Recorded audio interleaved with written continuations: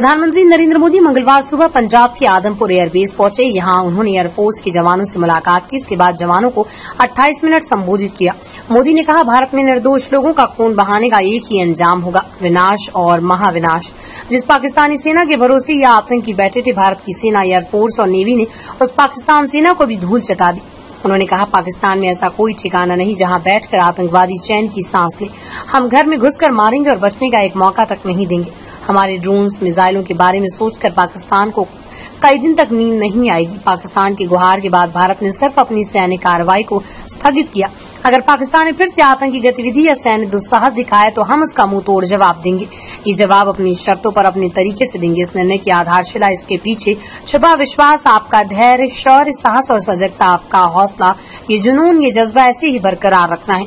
हमें लगातार मुस्तैद रहना है, हमें तैयार रहना है, हमें दुश्मन को याद दिलाते रहना है कि ये नया भारत है, ये शांति चाहता है, लेकिन मानवता पर हमला होता है तो भारत युद्ध के मोर्चे पर दुश्मन को मिट्टी में मिलाना भी अच्छी तरह जानता है।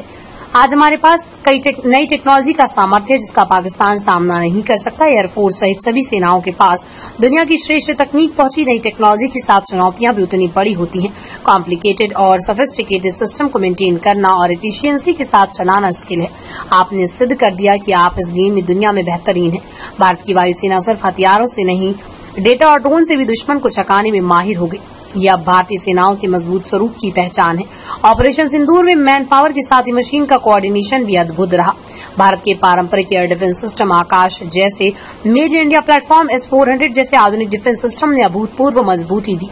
एक मजबूत सुरक्षा कवच भारत की पहचान बन चुका है। पाकिस्तान की लाख कोशिशों के बावजूद भी हमारे एयरबेस हो या डिफेंस इंफ्रास्ट्रक्चर पर आंच तक नहीं आए।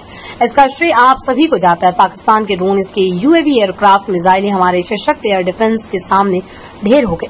मैं देश के सभी एयरबेस से जुड़ी लीडरशिप, एयर वॉरियर की हृदय से सराहना करता हूं।